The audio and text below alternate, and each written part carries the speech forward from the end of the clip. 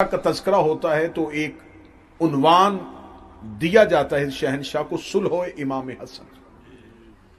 ये लफ्ज यकीनन तारीख का हिस्सा है और इसे तस्लीम करना होगा, लेकिन हमेशा ये बात याद रखिएगा, सुलह दुश्मन से होती है, दोस्त से नहीं होती।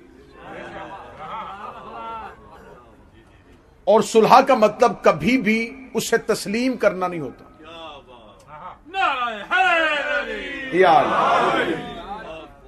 हुज्जत के साथ सुलह का लफ्ज हमेशा सीज फायर के लिए आता है, जंग बंदी के लिए। शब अशूर करीम करबला ने हुर से सुलह नहीं की थी, हुर को माफ किया था। हुज्जत से माफी तलब की जाती है। सुलह का लफ्ज खुद बता रहा है कि यह दुश्मन के लिए इस्तेमाल हो रहा है, और कभी भी मेरे और आपके जज्बात का हुज्जत पे इन्हसार नहीं होता। हम ये सोचते हैं ऐसा क्यों हुआ, यह हुज्जत के लिए नहीं होता। हुज्जत मशीयत परवरदिगार होती है।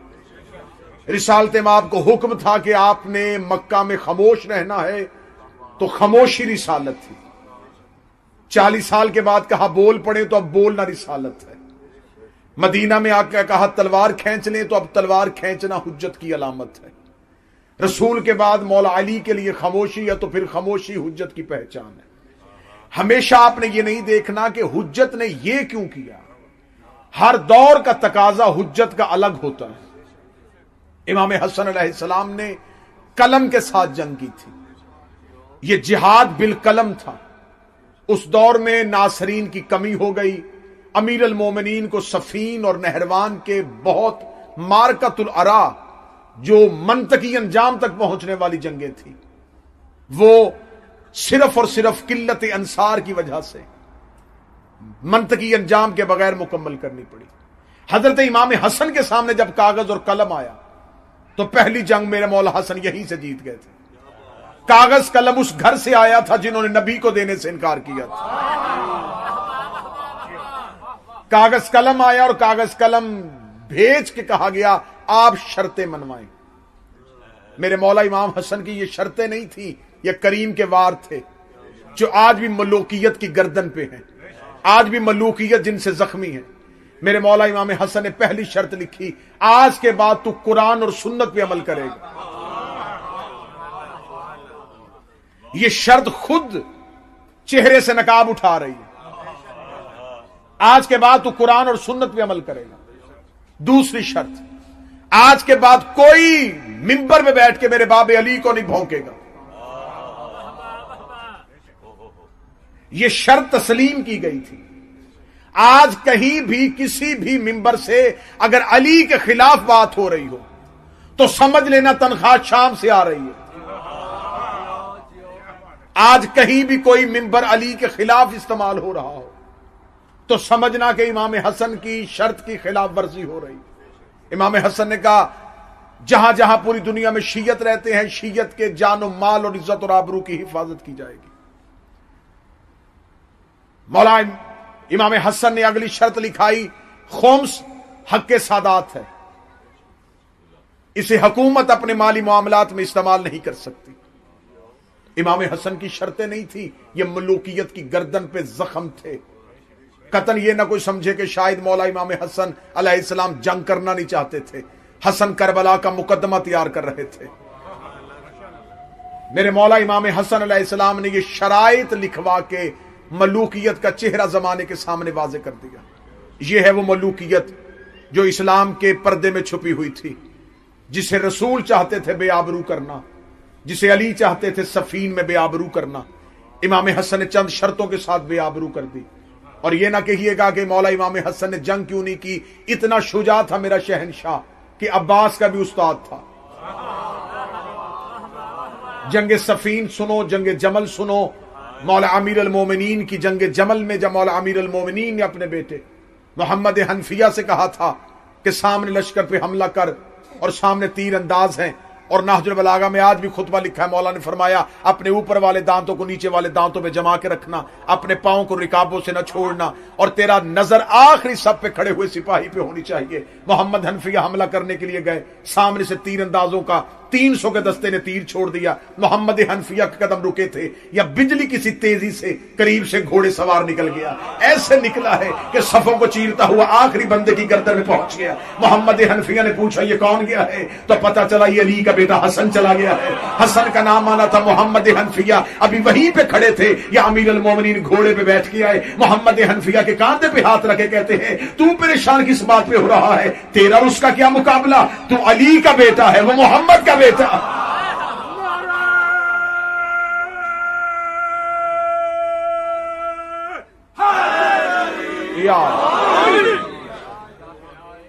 जंग सफीन में मेरे मौला हजरत इमाम हसन मुज्तबा ने जब अलमदार उस फौज में लश्कर का जनाब सरकार मालिक अश्तर थे, मौला अमीर अल मोमिनीन के जो कमांडर थे वो मालिक अश्तर थे। मौला अमीर अल मोमिनीन ने कहा कौन है जो इस सवारी को जख्मी करे। जंग जमल की बात हो रही, जब कहा ना ये जानवर नहीं बल्कि ये शैतान है, इतना कहना था मेरे मौला अमीर अल मोमिनीन का। अभी माल के अश्तर के खेमे तक आवाज नहीं पहुंची, अभी पैगाम नहीं पहुंचा कि अली चाहते हमला हो, या मौला इमाम हसन ने हमला कर दिया और जाके ऊंट की दाईं आंख में नेजा मारा। माल के अश्तर को खबर पहुंची कि मौला हसन मैदान में चले गए, तो किताबें कहती है माल के अश्तर ने घोड़े पे जीन नहीं रखी, घोड़े की नंगी पुष्ट पे सवार हुए और मौला हसन के पीछे घोड़े को दौड़ाया। जब देखा तो मौला हसन जंग से वापस पलट रहे थे, कदमों पे हाथ रखे कहा शहजादे नौकरों के होते हुए आप क्यों गए।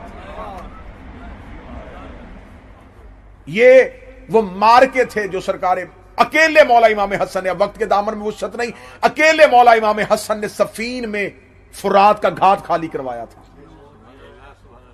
पूरी बहादुरी तो मैंने एक ही जुमले में बंद कर दी थी कि अब्बास जिसका शागिर्द था। जंग में और जहाद में फर्क होता है। जंग लड़ने को कहते हैं, जहाद सिर्फ मासूम जानता है। कदरदान बंदे बैठे, मैं एक जुमला कहने लगा हूं, खसूसन कदरदानों से तवज्जो चाहूंगा। जंग और जहाद में इतना फर्क है जितना फाके और रोजे में होता है। देखने में एक जैसे होते हैं, नतीजा मुख्तलिफ होता है। फाके में भी भूखा रहा जाता है, रोजे में भी भूखा हो रहा है, लेकिन फाका मर्जी से होता है, रोजा अल्लाह की मर्जी से होता है। यही फर्क जंग और जिहाद में होता है। एक और मिसाल दे देता हूं। एक छुरी डाकू के हाथ में होती है, वही डॉक्टर के हाथ में होती है। डाकू चलाता है जिंदगी छीनने के लिए, डॉक्टर चलाता है जिंदगी देने के लिए। तलवार गैर मासूम के हाथ में हो तो जंग होती है, हुज्जत के हाथ में हो तो जिहाद होता है।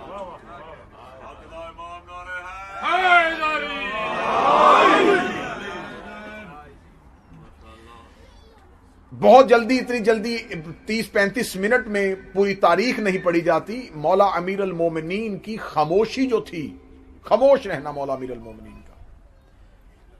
देखिए रिसालत माब सल्लल्लाहु अलैहि वसल्लम ने मक्का के काफरों के साथ जब सुलह नामे पे दस्तखत किए थे, तो उस वक्त भी चंद जाहिलों ने कहा था ये रिसालत माब ने कैसा मुआहिदा कर लिया, ऐसा नहीं करना चाहिए था। लेकिन खुदा ने कुरान में फौरन आयत भेज दी कि मेरा मोहम्मद, हमने तुम्हें फतह मुबीन अता दी, फतह तेरी हो चुकी है। रिसालत माब ने मक्का में देखे पंजतन पाक में शहजादी कौनैन को हटा के 4 मर्द हैं। रिसालत माब अमीर अल मोमिनीन जनाब हसन और जनाब हुसैन, इनमें 2 ऐसे हैं जिन्होंने मिसाली शुजाअत दिखाई है। मसलन अमीर अल मोमिनीन की शुजाअत पे दूसरा सवाल ही पैदा नहीं होता, कोई पूछ ही नहीं सकता कि अली कैसे लड़ते थे या अली कितने शुजा थे। मौला इमाम हुसैन की शुजाअत पे भी बात नहीं हो सकती। पीछे 2 हस्तियां बच गई, रिसालत माब और इमाम हसन। उन 2 की शुजाअत तलवार के साथ नजर आ रही है, इन 2 की शुजाअत मुआहिदे के साथ नजर आ रही है। اتنا رش ہو گیا تھا اسلام میں کہ منافق نکالنے مشکل ہو گئے تھے. خدا نے قرآن میں پوری سورت بھیج دی تھی, سورہ منافقون. دیکھیں کافر کی ایک ہی شکل ہوتی ہے, خدا نے ایک ہی سورت بھیجی کافرون. مسلمان کی ایک شکل ہوتی تو ایک ہی سورت آتی مسلمون. مسلمانوں کے لیے خدا کو دو سورتیں بھیجنی پڑی, ایک مومنون ایک منافقون. منافق اور ہوتا ہے, یہ اسلام میں جاتا ہے پہچانا نہیں جاتا. طوطا سبز پتوں میں بیٹھا ہو تو پتہ نہیں چلتا, منافق مسلمانوں میں بیٹھا ہو تو پتہ نہیں چلتا. رسالت مآب کا دور تھا اسلام کی تبلیغ کا دور. منافقین کا رش ہو گیا, خدا نے کہا غدیر میں علی کی ولایت کا اعلان کر.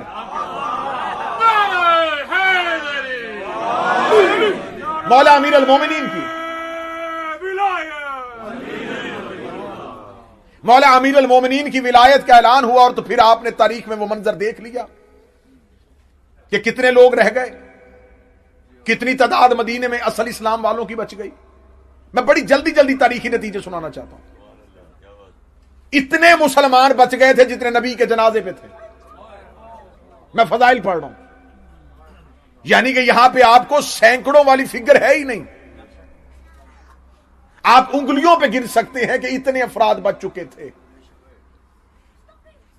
پھر ہم رسالت مآب کے بعد جب ولایت علی نے پہلا حملہ کر کے, ولایت علی یعنی کہ اعلان غدیر نے مومنون اور منافقون کی پہچان کروا دی تھی. امیر المومنین کی خاموشی کیا تھی؟ جو علی خیبر اور خندق میں لڑ سکتے تھے وہ چاہتے بعد از رسول تلوار اٹھاتے. کون آتا علی کے مقابلے پہ؟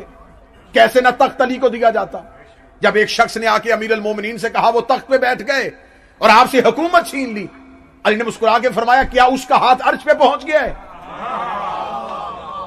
کیا اب دروازے ان پہ فرشتہ آنا شروع ہو گیا ہے؟ کیا خدا نے آیت تطہیر ان کے لیے اتار دی ہے؟ کیا جنت کے سردار ان کے بیٹوں کو بنا دیا گیا ہے؟ کیا خاتون جنت ان کی گھر کی کسی عورت کو بنا دیا گیا ہے؟ کیا ان کی محبت سے جنت اور جہنم کا فیصلہ ہوگا؟ کیا ساقی کوثر ان میں سے کسی کو بنا دیا گیا ہے؟ کیا شافع محشر ان کے گھر میں آ گیا ہے؟ کیا کوئی نقطۂ بائے بسم اللہ بن گیا ہے؟ کیا کوئی حبیب اللہ بن گیا ہے؟ کیا کوئی حبیب رسول بن گیا ہے؟ کہنے لگے ایسا تو کچھ نہیں ہوا. علی مسکرا کے پھر مجھ سے چھینا کیا گیا ہے؟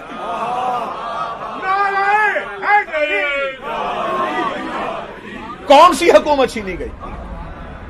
امیر المومنین نے خاموشی رکھی اور اسی خاموشی میں ہی امیر المومنین کی جنگ تھی. امیر المومنین چاہتے تھے کہ خود بخود دشمنان اسلام اسلام کے لبادے سے نکل جائیں.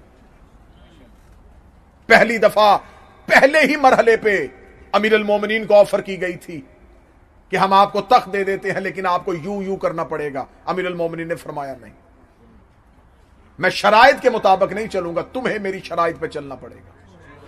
پہلی خلافت انہوں نے اپنی مرضی کی بنا لی, پھر دوسری خلافت میں پھر مولا علی کے پاس آ گئے. ہم آپ کو چاہتے ہیں کہ آپ کو خلیفہ بنا لیا جائے لیکن آپ کو ان شرائط پہ چلنا فرمایا نہیں. 25 سال کے بعد دوبارہ خلافت زخمی ہو کے علی کے دروازے پہ آئی. آ کے امیر المومنین سے کہا اب خلافت کو قبول کر لیجیے. امیر المومنین نے کہا شرطیں میری پھر بھی وہی. اچھا 3 خلافتیں گزر گئی, میرے شہنشاہ نے شرطیں نہیں بدلی. اب بغیر داد کے جملہ سنیے گا, 3 خلافتیں گزر گئیں. جو پہلے دن شرط رکھی تھی کہ صرف قرآن اور سنت پہ عمل ہوگا, امیر المومنین نے وہ شرط نہیں بدلی. 3 حکومتوں کے دور گزر گئے. آخر جب کچھ بھی نہ بچا پھر مولا علی کے پاس آئے. مولا کہ اب حکومت کو قبول کیجیے. فرمایا شرط وہی ہے. کہنے لگے اسی شرط پہ بیٹھ جائیے. امیر المومنین نے انہی شرائط پہ خلافت پہ منبر پہ بیٹھ کے ثابت کر دیا کہ آج یہ وہی شرطیں مان کے 25 سال کے بعد واپس آئے. 25 سال امت بغیر علی کی شرط کے رہی. اب بتاؤ کافر وہ رہے ہیں یہ جو علی کے پاس تھے وہ رہے. شرائط علی کی تسلیم کی گئی. امیر المومنین منبر پہ آ گئے. امیر المومنین کا دور آیا, امیر المومنین کا منبر پہ آنا تھا. آج کے اس دور کے دائرے میں دیکھیے گا, آج بھی آپ کو وہ کردار وہی نظر آئیں گے. امیر المومنین کا دور آتا ہے تو ایک جتھا ہے جو امیر المومنین کے ساتھ ہے، جو امیر المومنین کی حقیقی مجاہد ہے۔ ایک اس دور میں ایک کردار ابھرتا ہے، چوری صاحب تشریف فرمائے، جنہیں کہا جاتا ہے مقدسین کا گروہ۔ یہ دیکھنے میں بڑے اہل علم، بڑے عبادت گزار، ماتھوں پہ سجدوں کے نشان، لمبی داڑیاں، زبان پہ تقوی، اور کہتے تھے ہمیں کوئی ضرورت نہیں ہے کہ ہم علی کا ساتھ دیں یا اس کا ساتھ دیں، یہ دونوں حکومت کے لیے کر رہے ہیں، ہمیں اللہ کی عبادت کرنی ہے۔ ان مقدسین کے گروہ پہ امیر المومنین نے صفین کے میدان پہ لعنت کی کہ تم نے عبادت کو چھوڑ کے عبادت کا ڈھونگ رچایا، تم نے مرکز عبادت کو چھوڑ کے عبادت کا ڈھونگ رچایا۔ اب یہ تین دور اگر آپ دیکھ لیں اور پھر امیر المومنین کے وہ دور دیکھیں تو پھر آپ کو پتا چلے گا کہ امام حسن کے خاموش رہنے میں کتنی بڑی حکمت تھی۔ امام حسن چاہتے تھے کہ میں یہ جاہل مجمع جو میرے باپ نے 25 سال دور کیا ہے، اسے میں ایک خلافت کی وجہ سے دوبارہ قبول کیسے کر لوں؟ 25 سال لگے علی کو اسلام کے گھر کو صاف کرتے ہوئے۔ اگر امام حسن تخت پہ بیٹھ جاتے تو وہ سارے کا سارا گند دوبارہ اسلام میں آ جاتا۔ امام حسن نے کہا نہیں، میرے باپ نے 25 سال خاموش رہ کے۔ دوسری حکمت میرے مولا شہنشاہ کی کیا تھی؟ دوسری حکمت کیا تھی؟ جو جنگ کریم کربلا نے کی وہ قیام امام حسن بھی کر سکتے تھے، لیکن کربلا کو جوان ہونے میں بھی 10 سال باقی تھے، کیونکہ ابھی قاسم جوان نہیں تھے، ابھی اکبر کا جوبن نہیں تھا، ابھی اصغر دنیا میں آئے نہیں تھے۔ اگر مولا امام حسن چاہتے تو عباس کو لڑا سکتے تھے، لیکن میرے کریم نے 10 سال کی امامت کی مہلت نہیں لی، 10 سال کی امت کو مہلت دے دی۔ 10 سال کی مہلت کا دینا تھا، پھر ہر دور میں حجت کے پاس نام نہاد محبت کرنے والوں اور دعویٰ کرنے والوں کا رش تو تھا، لیکن ناصرین کی قلت تھی۔